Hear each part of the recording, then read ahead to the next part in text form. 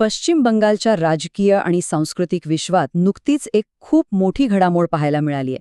आजच्या या विश्लेषणात आपण एका अशा ऐतिहासिक मंदिराची गोष्ट पाहणार आहोत ज्याचे दरवाजे तब्बल 1.5 दशक, होय 15 वर्ष बंद होते. आसनसोलच्या मध्यवर्ती भागात असलेल्या या दुर्गा मंदिराची 15 वर्षांची शांतता आणि त्याचं नुकतंच झालेलं पुनरुज्जीवन हा केवळ एक धार्मिक प्रसंग नाहीये, तर एका मोठ्या राजकीय स्थित्यंतराचाही तो एक अत्यंत महत्त्वाचा भाग आहे. आता जरा विचार करूया. बास्टन बाजार, अत्यंत गजबजलेला माणसांच्या आणि खरेदी विक्रीच्या आवाजाने कायम भरलेला असा हा परिसर. आणि ह्या सगळ्या कोलाहलाच्या अगदी मध्यभागी उभं असलेलं एक अंधारलेलं, शांत आणि कुलूप बंद मंदिर. हे दुर्गा मंदिर खरं तर या बाजाराचा आत्मा मानलं जायचं. मग असं काय घडलं ज्यामुळे एका पवित्र धार्मिक स्थळाला तब्बल 15 वर्ष कुलूप लावून ठेवावं लागलं? हेच गूढ आज आपल्याला उलगडायचंय. तर या 15 वर्षांच्या प्रदीर्घ शांततेच्या सुरुवातीपासूनच आपण पाहूया. ही गोष्ट सुरू होते 2011 पासून. त्या वर्षी ह्या भागात काही जातीय तणावाच्या घटना घडल्या आणि त्यानंतर खबरदारीचा उपाय म्हणून मंदिराचे दरवाजे बंद करण्यात आले. श्री श्री दुर्गा माता चॅरिटेबल ट्रस्टकडून चालवलं जाणारे हे मंदिर सर्वसामान्यांसाठी अक्षरशः एक निषिद्ध क्षेत्र बनलं होतं. 2011 ते 2025 या काळात हे मंदिर वर्षातून फक्त 3 वेळा उघडायचं: दुर्गापूजा, कालीपूजा आणि लक्ष्मीपूजा. बाकीचे 360 दिवस हे दरवाजे घट्ट बंद असायचे. पण 4 मे 2026ला सगळंच बदलून गेलं आणि हे मंदिर कायमस्वरूपी पुन्हा उघडलं गेलं. पण मग इथे एक साहजिकच प्रश्न उभा राहतो की हे कुलूप लागलं तरी का, आणि ते इतकी वर्ष तसंच का राहिलं?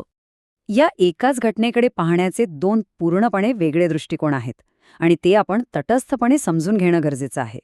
एका बाजूला होती स्थानिक प्रशासनाची भूमिका. त्यांच्या मते सुरक्षेचा धोका, परिसरातील जातीय संवेदनशीलता आणि ट्रस्टच्या अंतर्गत वादाची कारणं यामुळे हे पाऊल उचलण्यात आलं होतं. तर दुसऱ्या बाजूला भारतीय जनता पक्षाचा असा ठाम दावा होता की तत्कालीन सरकार धार्मिक स्वातंत्र्याची गळचेपी करतंय आणि मंदिराबाबतच्या उच्च न्यायालयाच्या आदेशांकडेही जाणीवपूर्वक दुर्लक्ष करतंय. हे दोन्ही मुद्दे या प्रश्नाची गुंतागुंत किती मोठी होती हे स्पष्ट करतात. आणि या सगळ्या घडामोडींना कलाटणी मिळाली ती 2026च्या विधानसभा निवडणुकांमुळे. 2026च्या निवडणुकांनी राज्याचं राजकीय चित्र अक्षरशः पालटून टाकलं. आकडेच बघा ना, भारतीय जनता पक्षाने 293 पैकी तब्बल 206 जागा जिंकून एक ऐतिहासिक विजय मिळवला. सत्ताधारी पक्षाला केवळ 80 जागांवर समाधान मानावं लागलं आणि 15 वर्षांची प्रदीर्घ सत्ता संपुष्टात आली. या मोठ्या राजकीय भूकंपाचा थेट परिणाम आता या मंदिराच्या भवितव्यावर होणार होता. आता इथे हा 9चा आकडा खूप लक्षवेधी आहे बरं का, कारण हा विजय केवळ राज्यभरात नव्हता, तर स्थानिक पातळीवरही तो प्रचंड मोठा होता. पश्चिम वर्धमान जिल्ह्यात विधानसभेच्या एकूण 9 जागा आहेत आणि विशेष म्हणजे या सर्वच्या सर्व 9 जागांवर भाजपने निर्विवाद वर्चस्व प्रस्थापित केलं. आसनसोल परिसरातील हा एकमुखी विजय या मंदिराच्या कथेतील एक महत्त्वाचा टर्निंग पॉइंट ठरला. या सगळ्याच्या केंद्रस्थानी होते कृष्णेंदू मुखर्जी. आसनसोल उत्तर मतदारसंघातून निवडणूक लढवताना त्यांनी आपल्या प्रचारात एक अत्यंत भावनिक आश्वासन दिलं होतं. जर ते निवडून आले तर बास्टिन बाजार दुर्गा मंदिर भाविकांसाठी वर्षभर दररोज उघडं राहील, असा शब्द त्यांनी दिला होता. याच आश्वासनामुळे स्थानिक लोकांच्या आशा पल्लवित झाल्या होत्या आणि साहजिकच विजयानंतर तात्काळ कारवाईची अपेक्षाही निर्माण झाली होती. आणि मग आला तो ऐतिहासिक दिवस जेव्हा 15 वर्षांचं कुलूप अखेर उघडलं गेलं. 4 मे 2026. विजयानंतर लगेचच आमदार कृष्णेंदू मुखर्जी आणि आमदार अग्निमित्रा पॉल हे स्वतः मंदिराचे दरवाजे उघडण्यासाठी तिथे पोहोचले. तिथे जमलेल्या हजारो भाविकांसाठी हे दृश्य खरोखरच अंगावर काटा आणणारं होतं. 15 वर्षांची ती भयान शांतता अचानक शंखनाद, मंत्रोच्चार आणि टाळ्यांच्या गजराने भंग पावली. 1.5 दशकानंतर मंदिरातील सकाळ आणि संध्याकाळची नित्य आरती अधिकृतपणे पुन्हा सुरू झाली. तिथल्या लोकांच्या भावना काय होत्या हे एका स्थानिक दुकानदाराच्या या वाक्यातून अगदी स्पष्ट होतं. ते म्हणाले, आम्ही या दिवसाची 15 वर्षे वाट पाहिली आहे. हे मंदिर आमच्या बाजाराचा आत्मा आहे. या एका वाक्यात लोकांची मुक्तता, त्यांचा आनंद आणि आपल्या हरवलेल्या आध्यात्मिक केंद्राशी पुन्हा जोडले गेल्याची भावना दिसून येते.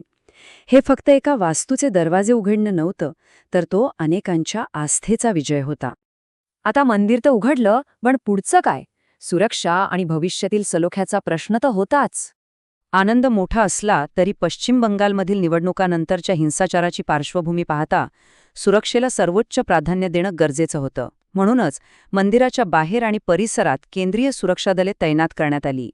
बास्टिन बाजार हा विविध समुदायांचा भाग आहे, त्यामुळे कुठेही तणाव निर्माण होऊ नये आणि जातीय सलोखा अबाधित राहावा यासाठी कडक प्रतिबंधात्मक उपाययोजनाही केल्या गेल्या आहेत. सर्वांना निर्भयपणे आपापली उपासना करता यावी हाच यामागचा मुख्य उद्देश आहे. थोडक्यात सांगायचं तर आसनसोलच्या या मंदिराचं पुन्हा उघडणं ही केवळ स्थानिक पातळीवरची बातमी नाहीये. हा एक असा मोठा सांस्कृतिक टप्पा आहे जिथे प्रादेशिक राजकारणातील प्रचंड उलथापालथ आणि सर्वसामान्य माणसाची प्रस्थापित झालेली आस्था यांचा थेट संगम आपल्याला पाहायला मिळतो. आता जाता जाता हा सगळा घटनाक्रम आपल्यासमोर एक अत्यंत विचार करायला लावणारा प्रश्न उभा करतो.